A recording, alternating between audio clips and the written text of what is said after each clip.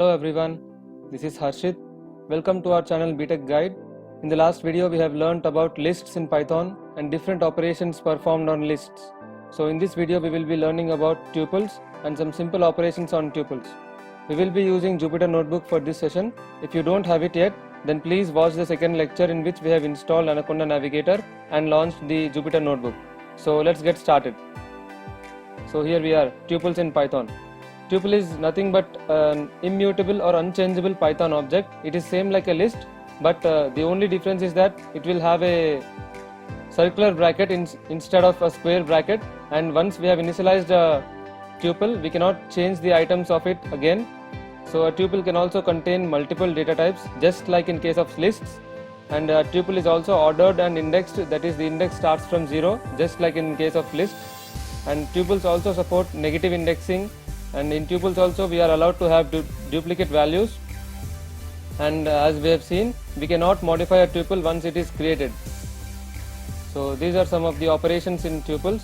To create a tuple, it is just like a list, but instead of square brackets we will be using circular brackets like these. So once we have created the tuple, we cannot add any new items into it. So if we really want to modify a tuple, we can just convert it to list, that is just typecasting the tuple to a list, and then we can make the required changes, and then we can convert it back to tuple.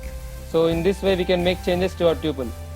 So once a tuple can with only one item will not be of type tuple, that is if we include only one item in the tuple, say a string, and we print the type of that element, then we get that as a string and not as a tuple. We will see this with an example so that you will understand more clearly. So let's get started with our practical execution. So I'm opening Jupyter Notebook from here.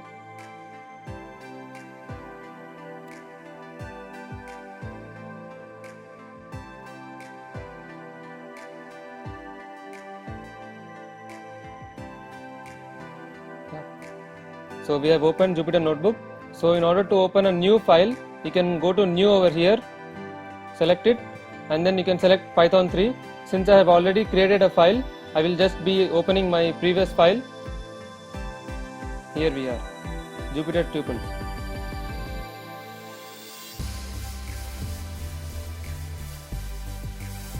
So these are the tuple. As I have mentioned earlier, instead of a square bracket, we will be using a circular bracket to create a tuple. Here we have initialized a tuple, that is TP is equal to circular brackets, and then we have given the same data type so that we can clearly understand it. So I have given tiger, lion and leopard, that is 3 strings. So if we print this tuple, we'll get this. So I'm pressing shift and enter to run this code. So we get tiger, lion and leopard in this same way. And when we print the type of TP, it says class tuple. So that means that it is of type tuple.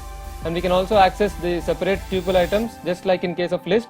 We can just print each item like this, print TP of 0, that will print the 0th index item, that is tiger over here. And if we print the TP of 1, it will print lion, that is the second item. And if we print TP of 2, it will print the leopard, that is the third item. So we can remember that the indexing in tuples or lists starts from 0.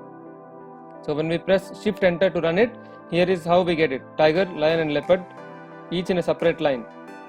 So as I have mentioned earlier, it also supports indexing, negative indexing, just like in lists. So if we print TP of -1, we get the last element of the tuple, that is leopard over here. And if we print TP of -2, we get the second last item, that is lion. And if we print TP of -3, we get the third last, that is tiger. So we run this code to know what we get. So we get leopard, leopard, lion and tiger. So we can also print ranges of indexes, just like in lists. So here I have given a larger tuple so that we can give large ranges of indexes. So here I have given TP is equal to, I have included tiger, lion, leopard, cheetah, panther and cat. So we should remember that the indexing starts from 0 and that the last index won't be printed. That is, here we have printed TP of 2:5. So we get the indexes from 2, 3 and 4, that's all. The 5th index item will not be printed. So when we press shift plus enter, here is what we got. The second item, that is the leopard, we can count the indexes 0, 1, 2. So here it is leopard, and then the third item is cheetah, and then the fourth item is panther, and the fifth item, that is cat, won't be printed. So we've got leopard, cheetah and panther, and it can also support ranging from negative indexes. So here I am trying to print TP of -5 colon -2. So when we count -5 from the end, we see -1, -2, -3, -4 and -5. So it will start from lion and it will go till -3 and it will not print -2. So we go from -5, then we get lion, -4 leopard, -3 cheetah. That's all. So when we try to run this, we get like this: lion, leopard, cheetah, as we have mentioned earlier. And now we are trying to change an item, that is TP of -1 is equal to elephant. So -1 means last element, that is cat. We are trying to modify this. We are trying to change this cat into elephant, and when we try to print this tuple, see, we can see that it is throwing an error, that is tuple object does not support item assignment. So from this we can understand that once we have created the tuple, we can never modify it. So if we want to change the tuple, we can do this by converting the tuple into list. So here we are doing it. So first we are changing this tuple into list by using typecasting, that is TP is equal to list of TP. So we are converting the same TP and initializing the variable TP. If we print this TP, so shift enter, if we print this TP, this is the first thing. Here we have gotten square brackets, that indicates that it is a list, and now we are changing it TP of 1, that is the second item from the start. Since the index starts from 0, TP of 1 means the second item, that is lion will be changed to elephant. So when I print TP again, I got tiger and then elephant here. So the second item has gotten changed, and now I am converting this back to a tuple, that is TP is equal to tuple of TP. Now when I print this TP, I got it with circular brackets, and I have also changed the second element, that is from lion to elephant. This is how we can modify a tuple, by converting it into list. Now we can also loop through a tuple just like in list. So here we are using for loop for I in TP, print I. So I will point to each of the tuple item. First it will point to tiger, it will print the tiger, that is I, and then the I will point to lion and it will print lion, and then leopard, and then cheetah, and so on till the end of the list. So we can try running this code by pressing shift enter. So here we have tiger, elephant, leopard, cheetah, panther and cat, each printed in a separate line. And we can also check if a particular item exists in the tuple or not. So we can use the if else control flow statements. Here I am trying to check if tiger exists in the tuple or not.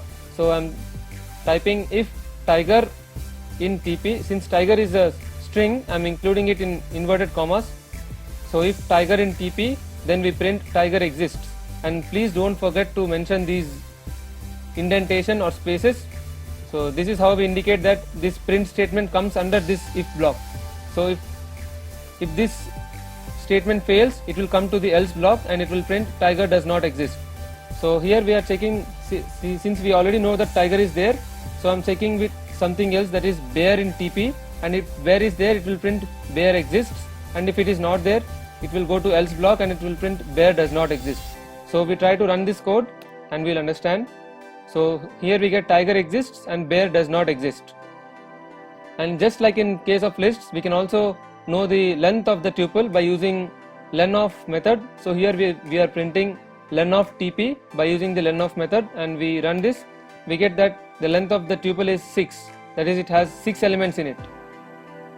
So as we have mentioned in the PPT that a tuple with only one item is not a tuple. So here I have initialized a TP1 with only one item, a string item, that is mango, and I printed the type of TP1. So what I get is, see, it tells class str, that is it is of type string, so the data type of that one item only. If we want to consider it as a tuple, then we have to mention a comma after this string. So I mentioned TP2 is equal to first a string mango and then a comma, so that now when I run again, I get class tuple, that is it is of type tuple. And removing of items, that is modification of tuple, is not possible as we have seen earlier, but we can delete the whole tuple, that is possible by using the del command. The del TP1 deletes this single tuple, that is TP1.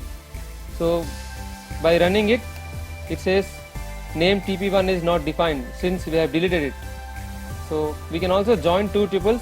Joining two tuples is different from modifying the tuple, since we are joining both the tuples and storing it in a separate variable. So here we are initializing two tuples, TP1, TP2. In TP1 we have apple, mango and grape, and in TP2 we have lion, tiger and leopard.